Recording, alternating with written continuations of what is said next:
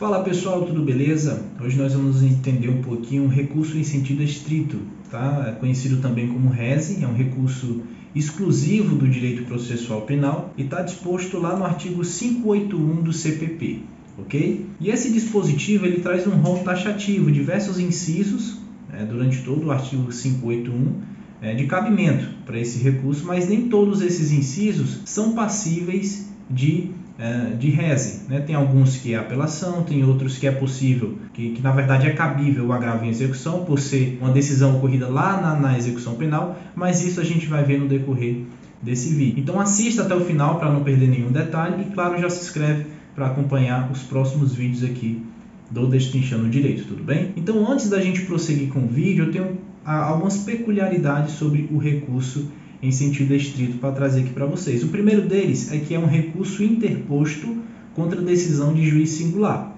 ou seja, não é cabível contra decisão de tribunal, tudo bem? Outra peculiaridade é que da sentença condenatória ou absolutória, o recurso cabível é a apelação e não o recurso em sentido estrito. É uma daquelas observações que eu falei no começo do vídeo. E alguns incisos do artigo 581 não é cabível rese, pois as decisões ocorrem no juízo das execuções penais. Então o recurso vai ser lá o do artigo 197 da LEP, ou seja, o agravo em execução. Então, compreendido essas peculiaridades, vamos agora às hipóteses de cabimento, lá do 581. A primeira delas é o não recebimento da peça acusatória, ou seja, quando o juiz ele não recebe a denúncia ou a queixa-crime, pode tanto o Ministério Público, no caso da denúncia, ou o advogado, no caso da queixa-crime, apresentar e interpor o recurso em sentido estrito. Mas cuidado com a súmula 707 do STF. Diz o seguinte, constitui nulidade a falta de intimação do denunciado para oferecer contrarrazões ao recurso interposto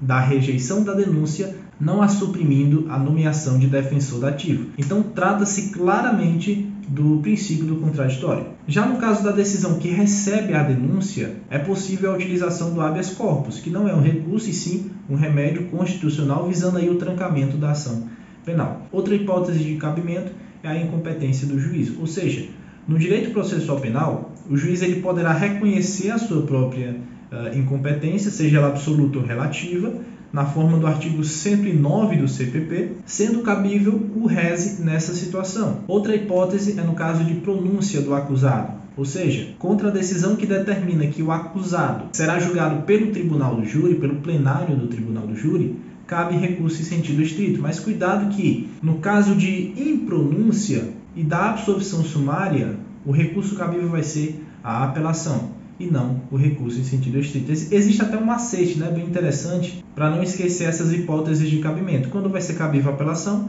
e quando vai ser cabível o rese. Então, quando a decisão iniciar com vogal, o recurso também vai iniciar com vogal. Ou seja, no caso de absolvição sumária, começa com A, e no caso de impronúncia, a vogal I, o recurso vai ser apelação, que começa com vogal. E assim funciona também para o rese, como no caso da pronúncia, que começa com consoante, tudo bem? Eu vou deixar aí na tela para vocês como funciona basicamente esse resumo.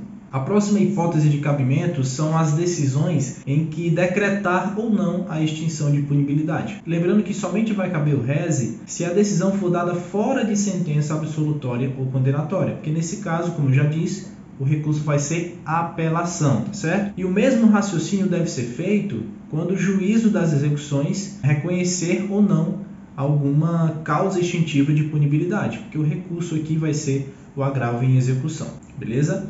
Outra hipótese é a decisão que conceder, negar ou revogar a suspensão condicional da pena. Então esse inciso ele já está revogado, do artigo 581, pois quando o juiz sentenciante condena o acusado e concede o sursis, que é a suspensão condicional da pena, caberá apelação, porque é dentro de sentença absolutória ou condenatória. Vai lá para o artigo 593, parágrafo 4º.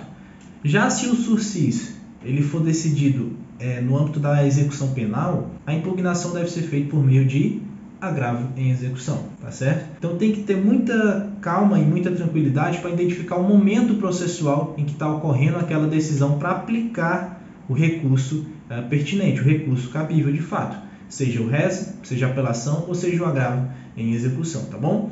Outra hipótese de cabimento é a decisão que conceder, negar ou revogar o livramento condicional. Houve a revogação tácita desse inciso, pois nesse caso caberá o agravo em execução, né? Porque o livramento condicional ele sempre será concedido no âmbito das execuções penais. Então, nesse sentido, sempre vai ser cabível o agravo em execução e não reze, apesar de ter a previsão lá no artigo 581. E outra hipótese de cabimento é justamente aquela decisão que recusar homologação à proposta de acordo de não persecução penal, prevista lá no artigo 28A do CPP, ok? Então eu trouxe aqui as principais hipóteses de cabimento, né? Agora nós vamos entender um pouco o prazo desse recurso, do recurso em sentido estrito, o reze, famoso reze, né? O prazo de interposição são 5 dias, e essa interposição ela pode ser feita por meio de petição ou termo nos autos. E após isso, o recorrente terá 2 dias de prazo para apresentar suas razões recursais, enquanto que o recorrido vai possuir o mesmo prazo para contrarrazoar, ok? Então é importante você ter em mente que o recurso em sentido estrito possui um efeito específico, né?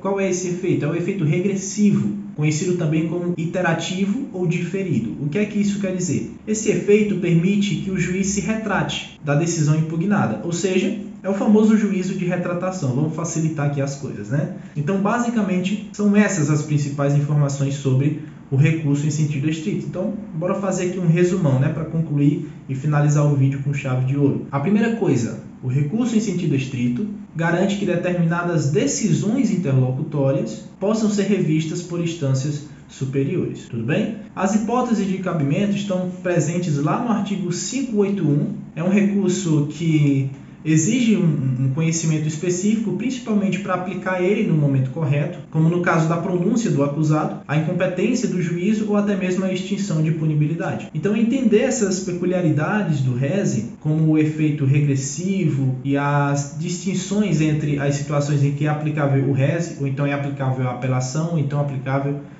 o agravo em execução. Então, preste muita atenção no momento processual em que você está localizado, principalmente nas fases subjetivas, por exemplo, na OAB, na matéria de direito penal, você tem que ter muita atenção. Teve sentença condenatória ou absolutória? Opa, já não é o reze, é apelação. Essa decisão ela foi imposta lá no juízo das execuções penais, então não é o reze, é o agravo em execução. Então tem que ter muita atenção nesses pequenos detalhes e aplicar o artigo 581, tendo sempre em mente essas questões que podem confundir aí no recurso cabível, principalmente em prova subjetiva, tá ok? Então lembrando que todas essas informações vai estar lá no nosso blog, destrinchandodireito.com.